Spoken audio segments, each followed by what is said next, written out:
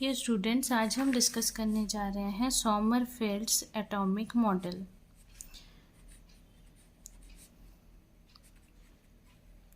तो पहले तो बोर का मॉडल आया था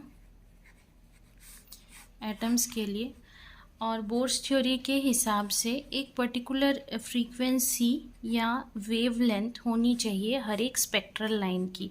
जो हाइड्रोजन का स्पेक्ट्रम है उसमें हर एक स्पेक्ट्रल लाइन की एक पर्टिकुलर फ्रीक्वेंसी या वेवलेंथ होना चाहिए। ठीक है, तो यानी कि हर एक लाइन जो है वो एक सिंगल लाइन होनी चाहिए। लेकिन एक्सपेरिमेंटली ये पाया गया कि हर एक जो स्पेक्ट्रल लाइन है वो बहुत सारे लाइन से मिलके बना होता है। ठीक है, और सबकी फ्रीक्वेंसी अलग अलग होती है, तो ये कहलाता है fine structure of spectral lines. ठीक है, इसका मतलब ये कि एनर्जी लेवल किसी क्वांटम नंबर, कोई क्वांटम नंबर n है, उसका जो एनर्जी लेवल है उसमें बहुत सारे सब लेवल होते हैं एनर्जी के। ठीक है, और उनकी एनर्जी अलग अलग होती है। तो बोर का जो फंडामेंटल थ्योरी है वो फाइन स्ट्रक्चर को एक्सप्लेन नहीं कर पाया। तो इसीलिए फाइन स्ट्रक्चर एक्सप्लेन करने के लिए सोमरफील्ड ने एक मॉडिफाइड बोर एटॉमिक मॉडल दिया।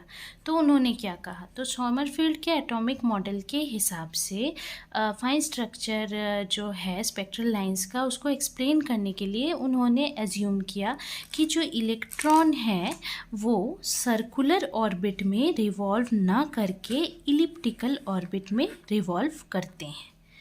ठीक है, न्यूक्लियस के चारों तरफ, ये न्यूक्लियस है उसके चारों तरफ इलेक्ट्रॉन इलिप्टिकल ऑर्बिट्स में रिवॉल्व करते हैं, और जो न्यूक्लियस है वो उसके फोकस में होता है। ये जैसे एक इलिप्स है।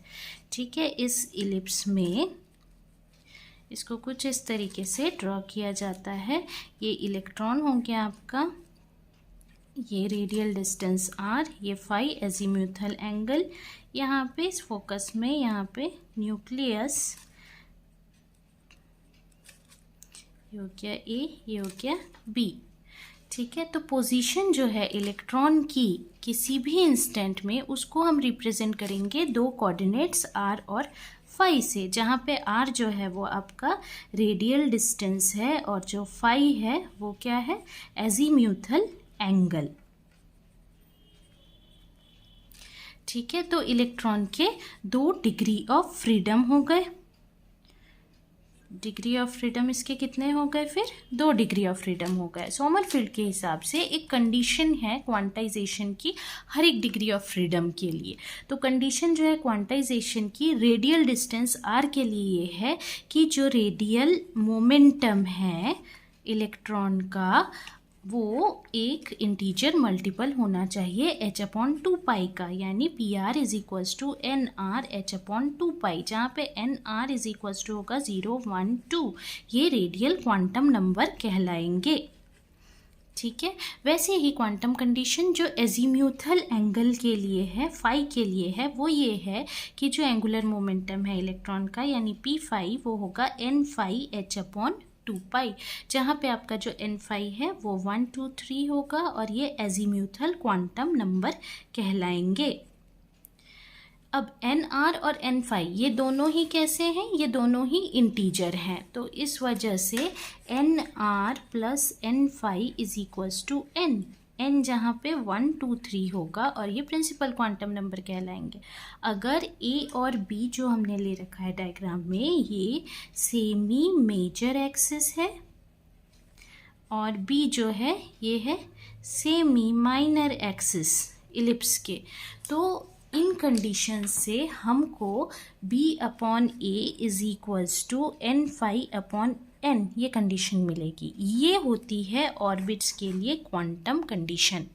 ठीक है, तो सोमरफील्ड के हिसाब से वो इलिप्टिकल ऑर्बिट्स अलाउड होंगे जिनके लिए जो रेशियो है सेमी मेजर एक्सिस का और सेमी माइनर एक्सिस का वो = ratio of azimuthal quantum number और प्रिंसिपल क्वांटम नंबर के बराबर होगा।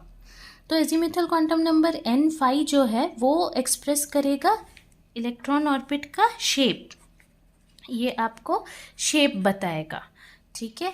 अब गिवन वैल्यू n की अगर azimuthal quantum number n phi का n पॉसिबल वैल्यू है तो क्वांटम कंडीशन के हिसाब से b upon a is equals to यही वाली value n phi upon n हम मान सकते हैं किसी भी n के वैल्यू के लिए। तो n सब ऑर्बिट्स पॉसिबल होंगे जिनकी अलग अलग इसेंट्रिसिटी होगी।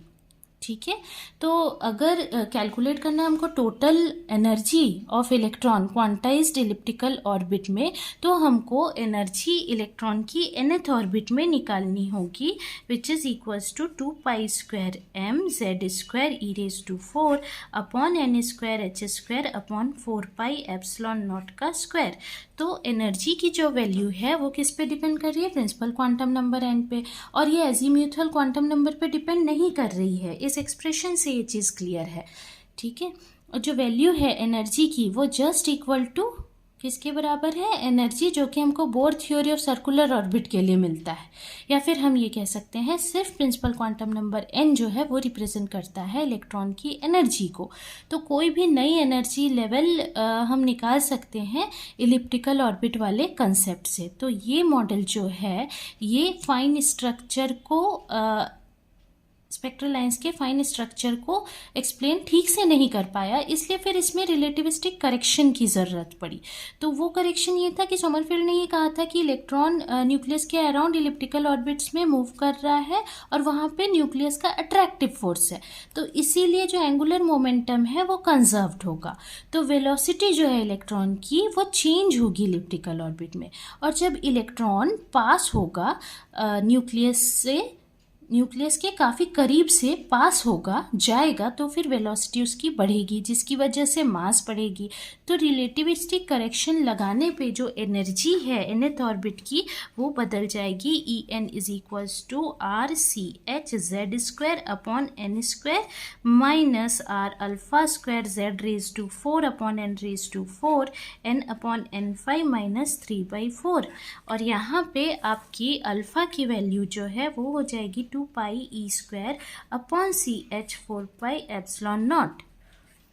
तो जो वैल्यू है n के वैल्यू के लिए हम अलग अलग सब ऑर्बिट निकालेंगे अलग अलग एनर्जी की n फाई के लिए, या फिर हम ये कह सकते हैं जो आपका सोमरफेल्ड का मॉडल है उसमें जो रिलेटिविस्टिक करेक्शन किया उससे हम एनर्जी लेवल निकाल सकते हैं अगर n स्प्लिट हैं n सब एनर्जी लेवल्स में जो अलग अलग एनर्जीज़ की है।